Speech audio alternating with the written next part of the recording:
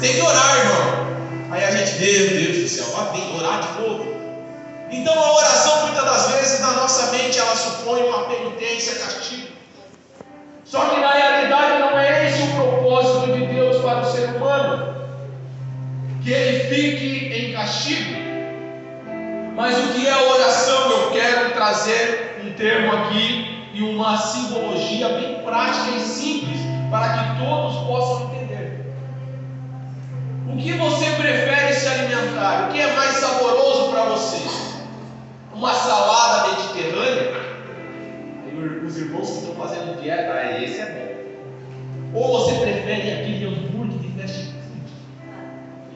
Aquele hambúrguer talvez gourmet, aquele de 180 gramas, esse mesmo. Aquela batatinha frita, aquele bacon do lado. Os irmãos já estão dando água na boca. Vão passar lá no crime, depois do culto. Me vê um desse, eu não estava fazendo propaganda. Mas aí vamos além, vamos focar na mensagem. Eu não quero que vocês possam chamar sua atenção. Claro que você vai querer um hambúrguer, é muito mais gostoso e saboroso. Uma salada, você olha, talvez não tem graça. Você come e não tem gosto de nada, tem gosto amargo. Só que se nós formos analisar, você nunca se preocupa com o dia de hoje ou agora. Eu preciso comer bem. E aí você. Só que isso a longo prazo, você sabe disso, que o hambúrguer ele vai te matar. É muito bom, mas mata. O hambúrguer vai entupir as suas veias. A gordura ela vai virar açúcar no seu sangue, vai causar diabetes, hipertensão, e isso vai gerar dano para o seu corpo. Só que você está pensando no momento que é muito gostoso o hambúrguer. Só que a salada não, ela também não é instantânea. Você se alimenta de coisas saudáveis, do fruto da terra, daquilo que Deus preparou. Só que isso a longo prazo vai trazer benefício para a sua saúde. Você vai ter boa memória, sistema digestivo vai funcionar legal, você vai ter mais disposição, você não vai ficar cansado. Por quê? Porque a salada ela tem um benefício específico para o seu corpo. Só que ela não é algo vistoso. Da mesma maneira é a oração. Quando se fala em oração, mas não é algo que talvez me dê um prazer momentâneo. Mas a oração a longo prazo, ela tem um valor muito grande. A oração ela vai te dar relacionamento com Deus. A oração vai te dar direção, sensibilidade espiritual. Quando você vê alguém se levantando contra a sua vida, você sabe que não é a pessoa, mas é o inimigo usando a pessoa. É isso que a oração vai trazer de benefício para a sua vida. A oração, ela vai fazer com que você se torne íntimo de Deus. Sim.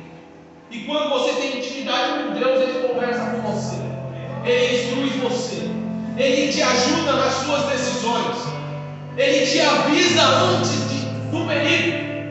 O aviso de Deus precede o perigo eminente. Ele te dá sonhos, Ele te dá visões, Ele te protege, Ele te guarda. A oração tem esses benefícios. Só que nós só pensamos no momento. E o momento é ficar numa tela, ficar no sofá, ficar no celular. É muito mais legal do que orar. Eu tenho que ser sincero. Só que isso a longo prazo não vai te trazer benefício nenhum. Se você tiver excesso de tela, você vai ter problema na vista. Se você tiver excesso de tela, você vai ter problemas com ansiedade. Se você ficar nas telas, você começa a perder relacionamentos interpessoais. Você já não conversa com seus amigos, você já não conversa com a sua família, porque você está antenado sabendo o que vai acontecer na série. O que agora vai acontecer? Qual é o desenrolar da série? Mas isso não vai te trazer benefício no futuro. mas a oração ela vai, pode ter certeza. É isso que eu quero falar. E Lucas, em um dos evangelhos, capítulo 17, agora não lembro, vai dizer sobre Jesus na transfiguração. Não lembro se é Mateus, porque eu estava lendo Lucas, o mesmo texto. Só que em Lucas tem algo interessante, que Jesus ele vai se retirar para orar. E ele vai convidar 3 dos seus discípulos. Repare que esses 3 sempre estão no meio de algo que é bom. Jesus ele tinha os seus discípulos, mas tinha aqueles que queriam estar mais próximos dele. E quando você quer estar próximo de Jesus, ele quer estar próximo de você. E Jesus ele vai se retirar ao monte, Lucas vai dizer, com o intuito de orar. E esses 3 vão juntos. Só que esses parceiros de Jesus para oração, misericórdia. Das 2 vezes que Jesus chama ele para orar, eles dormem. Aí você fica triste porque alguém não botou o seu nome na oração. Você fica triste porque um irmão te ofendeu, falou mal, não vou ser mais amigo de tal pessoa. Por quê? Quebrou minha confiança. Jesus tinha amigo bem bom para isso. Tinha um que era traidor, tinha outros que ele chamava para oração que dormiam, teve os outros que abandonaram Jesus. Só amigo bom. E Jesus falou lá em João: eu não nos chamo mais de servo, mas chamo dele. Os amigos também, eles são falhos e propensos a erros. Só que a diferença entre mim e você que somos cristãos é imperdoável. Mas Jesus está no monte da transfiguração com os 3 e diz que os olhos deles se pesaram e de repente Jesus vai se transfigurar na frente deles.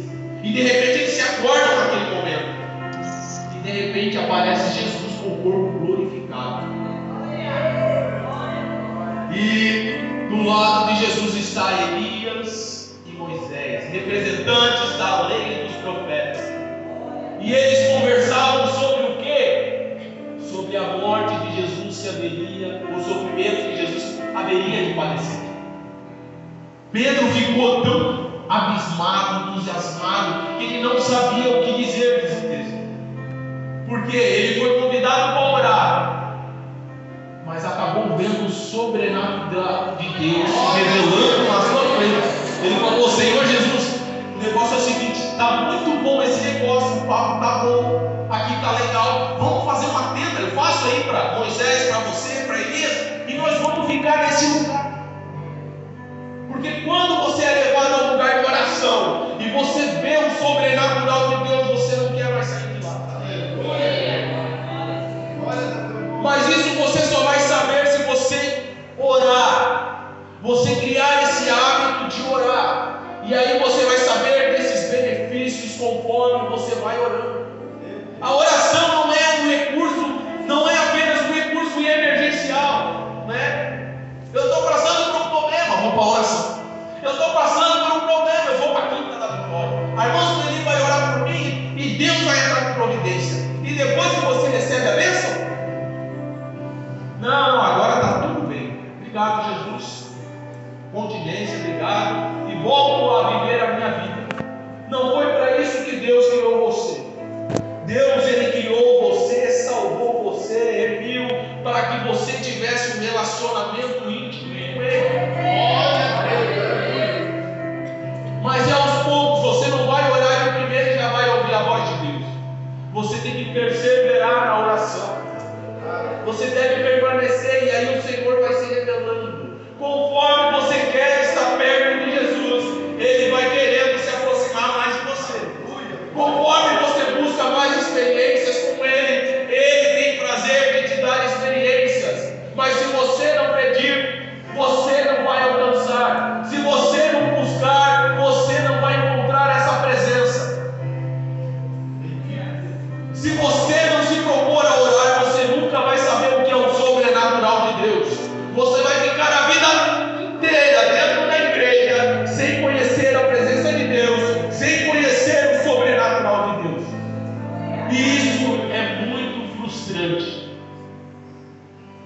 Mas o teor da mensagem é que você tenha desejo de ver o sobrenatural de Deus, mas acima de tudo, de ter um relacionamento com Ele. É isso que eu quero ensinar você nessa noite, a ter um relacionamento com Ele. E o que acontece na vida desse homem, que é Jabes? Não tem muito o que se falar a sua genealogia, não é citado quase nada na Bíblia a respeito da vida dele. O texto é curto e foi aquilo que nós lemos nessa noite. Só que a Bíblia vai dizer que ele foi o mais ilustre dos seus irmãos. E eu reparei nessa palavra e fui buscar no original. O grego vai dizer kabadá, que quer dizer ilustre, né?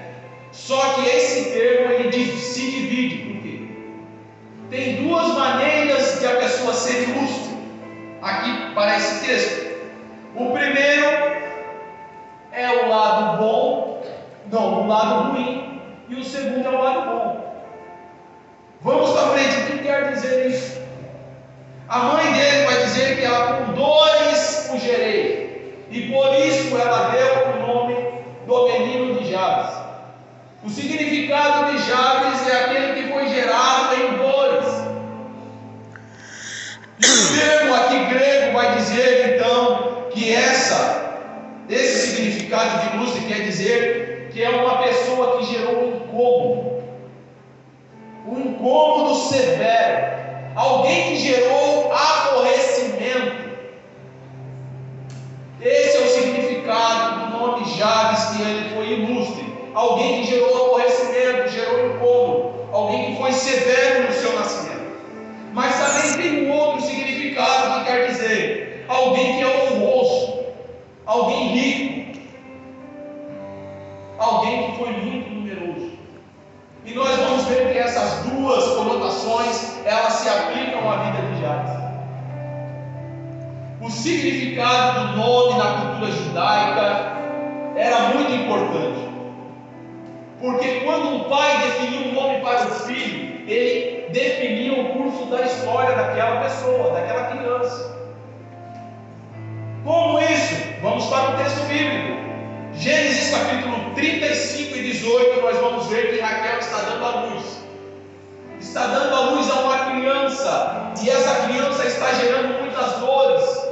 E a Bíblia vai dizer que o espírito dela se foi, ou seja, ela morreu.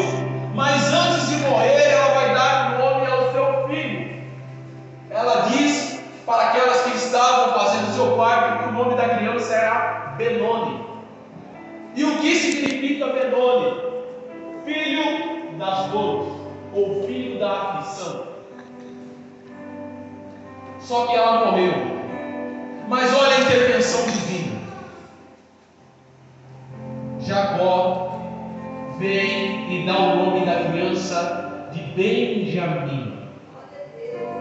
E qual é o significado de Benjamim? É filho da felicidade. O curso da história dessa criança já foi mudado desde o seu nascimento. Embora sua mãe se foi, ela teve angústia do parto que teve, e era o filho da aflição. Mas Jacó, entendendo que isso era espiritual, vai dizer: não vai ser filho da aflição, vai ser o filho da minha felicidade, o filho da felicidade. Nós vamos ver também na história bíblica, também lá em 1 Samuel capítulo 4, versículo 20 e 21, vai falar sobre a mulher de Finéias. Vai morrer o filho de Finéias na guerra, porque os filisteus vão levar a arca, e Deus já tinha uma sentença sobre esses que cuidavam do serviço sacerdotal. E Eli, ao descobrir a notícia que veio através do mensageiro, que a arca do Senhor havia sido levada, ele cai para trás, quebra o pescoço, cai da cadeira para trás, quebra o pescoço e morre. Porque foi um choque muito grande. A presença de Deus saiu do meio do povo de Israel. E naquele mesmo momento, a mulher de Finéias estava dando a luz. E ela, ao saber disso, ela vai dar o nome da criança e acabou. O que significa Icabod? Foi-se a glória de Israel. A presença de Israel. Veja que o nome ele tem um significado muito importante para geração. Para uma geração inteira, para uma pessoa, para a sua vida. E isso também ocorre na vida de Jabes. O curso da história de Jabes era um curso de história de dor, um curso de história de aflição. Talvez você está aqui nessa noite, na casa de Deus. Talvez não é o seu nome, mas talvez é a maldição, algo que vem da sua família, algo geracional, que te persegue. E você tem medo. Você está na presença de Deus, mas tem medo. Mas o meu pai foi isso, mas o meu avô também foi. Será que isso é algo que está na minha família? Entenda que em Jesus toda maldição é quebrada.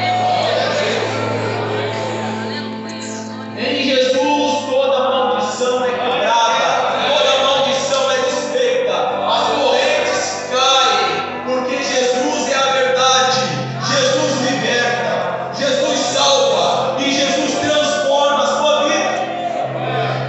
É inaceitável viver a mesma maneira que você vivia anteriormente na presença de Deus, porque o poder de Deus é muito maior do que a sua história. O poder de Deus é capaz de mudar o curso da sua história. Então toda maldição que foi lançada sobre a sua vida, toda palavra maldosa contra a sua vida, não vai dar nada.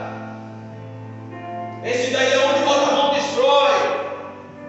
Infeliz, sem vergonha. E isso tudo é quebrado em Jesus.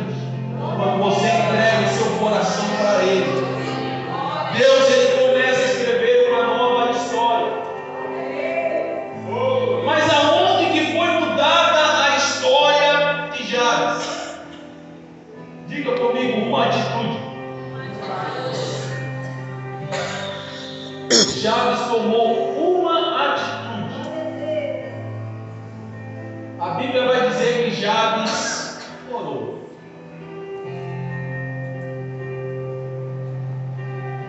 Qual que era o curso da história de Jabes? Um futuro de dores, um futuro de aflição, um futuro, uma pessoa sem futuro. Mas ele tomou uma atitude. Ele orou ao Senhor, vai dizer o texto. Ele invocou o Deus de Israel. Sabe o que quer dizer invocar? Invocar quer dizer pedir auxílio, assistência, recorrer a alguém. E se eu quero recorrer a alguém, se eu preciso recorrer a alguém, eu não vou recorrer a alguém que não possa solucionar o meu problema. Eu nunca vou pedir auxílio para quem não pode me ajudar. Mas Jabes entende que o Deus de Israel é o Deus que ajuda. E ele vai orar e invocar ao Deus de Israel, pedindo auxílio sobre a sua vida. E olha os 4 pedidos de Jabes na sua oração. Então Jabes vai dizer assim, versículo 10: se me abençoares muitíssimo. É o primeiro pedido de Jabes. Por que Jabes precisava da bênção? Porque ele já tinha uma sentença sobre a sua vida. E porque ele estava pedindo auxílio. Senhor, eu preciso da tua bênção. Agora eu pergunto, quem aqui que não gosta de bênção? Todo mundo gosta de bênção, é maravilhoso. E Jabes vai pedir a bênção de Deus. Só que a bênção de Deus ela não se restringe apenas a algo material.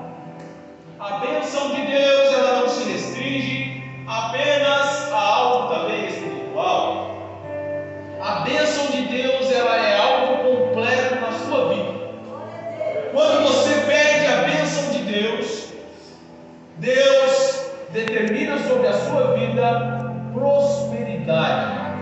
E a prosperidade não está ligada somente ao material. Prosperidade está ligada à sua saúde. Prosperidade está ligada ao seu trabalho. Prosperidade está ligada ao seu lar. A prosperidade, ela está ligada à sua vida espiritual.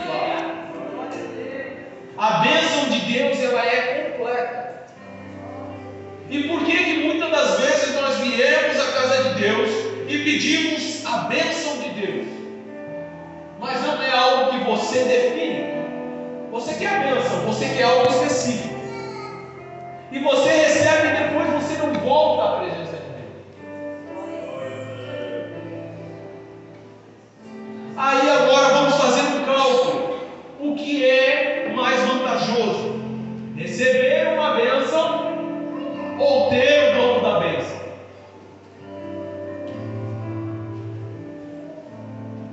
O que é mais vantajoso? Você receber uma bênção ou você ter o dono da bênção na sua vida?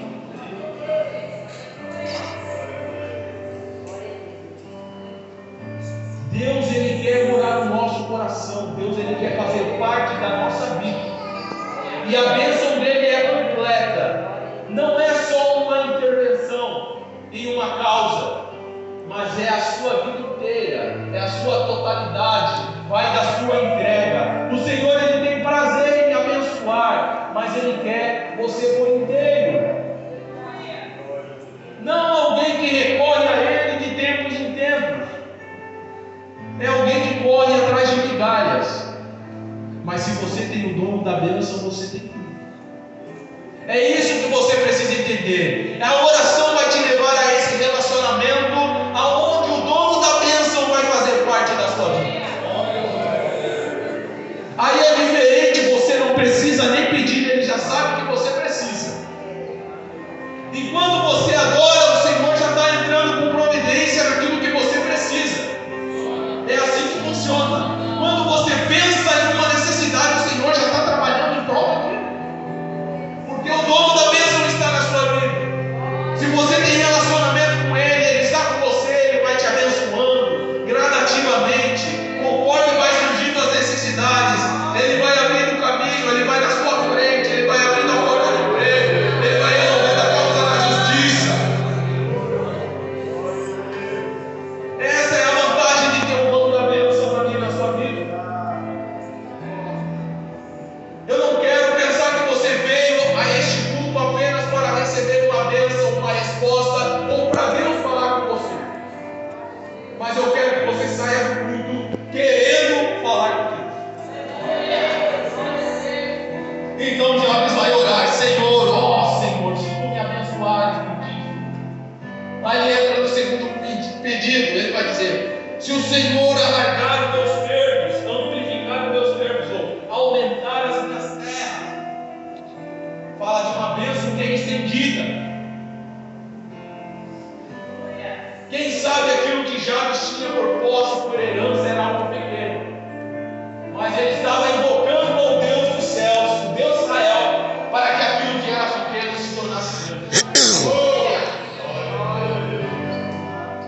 Então, Deus tem prazer em abençoar. Talvez você está começando e você tem algo pequeno, mas se você orar aos Deus dos céus, o Senhor, Ele vai estender, vai ampliar, vai tornar grande aquilo que é pequeno, para confundir a muitos que não acreditam no Deus que está na sua vida. Aí ele continua, ele vai falar assim, ó: se a tua mão for comigo. Aí eu já começo a gostar ainda mais, porque Jabes entende que só ter a bênção e só ter, ele quer que a presença de Deus esteja sobre ele, e se a mão de Deus estiver com você, você vai ter proteção. Se a mão de Deus estiver sobre a tua vida, tem cuidado dele para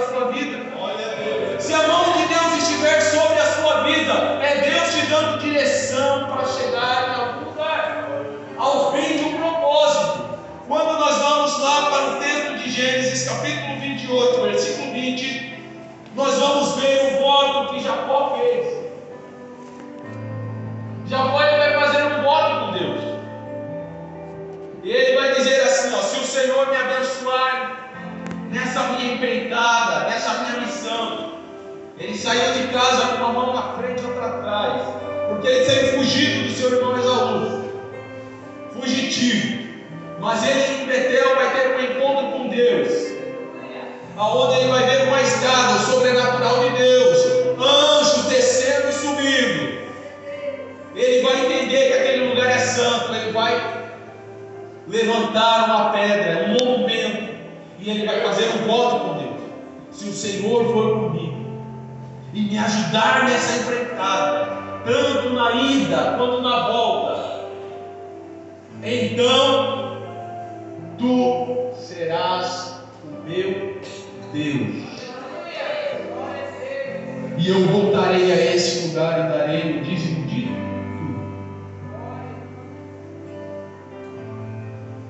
Jacó vai fazer um voto com Deus, então, nesse aspecto, pedindo a proteção, a mão de Deus cuidando da sua vida, enviando até a casa dos seus parentes, e para quando ele retornasse de volta para a sua terra.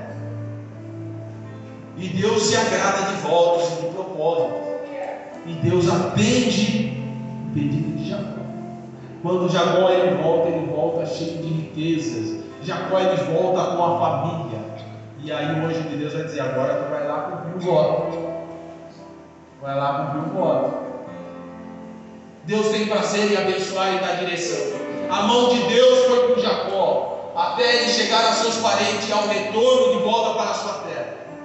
Quando nós vamos para Êxodo 33:15, nós vamos ver que Moisés, ele vai entrar na presença de Deus e ele vai apelar a Deus. Deus vai falar assim: quer saber, Moisés? Esse teu povo aí, ó, não quero mais. Eu não vou mais para esse povo. Para mim, esse povo, ó, estou por aqui. Quer saber, Moisés? Não quero ver mais esse povo. Eu vou mandar um anjo. Ó, o anjo vai na frente de vocês, dando direção aí, até você chegar na terra. Mas não conte mais comigo. O que Moisés vai dizer? Vai falar: se a tua presença não for conosco, não nos faça sair deste lugar. Entenda que a presença de Deus, ela é algo essencial, ela é algo indispensável na sua vida. Você precisa carregar a presença de Deus. Nesses últimos dias é necessário se entregar e carregar a presença de Deus. O mundo está entrando em colapso. As pessoas não sabem mais do que acreditar. Mas você precisa carregar a presença de Deus e trazer esperança para aquele que não tem esperança.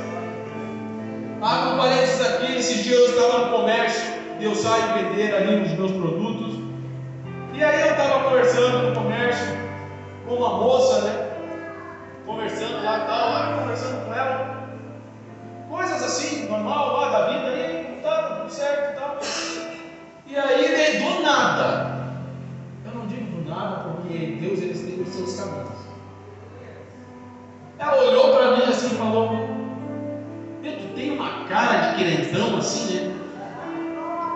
Não só isso, ela falou: uma cara de querentão da Assembleia. Eu, quê? E eu fiquei assustado porque eu falei: poxa, Jesus, obrigado. Que bênção, né? Que eu estou sendo reconhecido aqui nesse lugar. E aí eu falei: você é crente? Aí ela falou assim: eu participei da Assembleia, e contou a história de vida dela, que ela tinha uma mágoa. Eu falei: você precisa liderar o perdão. Ela sofreu algo difícil de se falar, né? Dentro da igreja, e ela tinha trauma. Eu falei: não, mas você precisa procurar ajuda, você precisa estar na igreja. E aí seguiu meu rumo. Mas eu vim para casa mais como? Pode? Mas tão certeiro assim? Aí eu entendi que é o Espírito Santo que comunicou a ela quem eu era. E aí, irmão, você fica feliz, porque é o seu testemunho que está sendo bem dado quando você está no meio de outras pessoas. Então Jabes, ele vai pedir um cuidado. Jabes vai pedir a mão de Deus. A mão de Deus, a presença de Deus, ela é essencial, ela é primordial na sua vida, ela é indispensável. Porque quando você tem a presença de Deus, é a certeza que na dificuldade Ele provê o escape, é a certeza que na dificuldade Ele vai trazer a saída para a sua vida. Ter a presença de Deus é ter a certeza que vai ter livramento sobre a sua vida. E ter a presença de Deus é sinônimo de socorro dos céus em tempo oportuno. Você precisa carregar a presença de Deus, mas para isso você precisa buscar a presença de Deus, buscar com vontade. Tem um hino que diz assim: até que o Senhor venha, eu vou clamar. Até que o Senhor venha, eu não vou descansar. A presença de Deus, ela deve ser indispensável na nossa vida. E Jabes continua, para irmos encerrando a mensagem. E se fizeres que do mal não seja aflito. Jabes vai lembrar: opa, o curso da minha vida está indo para uma direção. Mas no final da oração ele vai dizer: Senhor, eu não quero ser afligido mais pelo mal. Eu não quero me lembrar do meu passado, das dores. Eu quero viver na tua presença.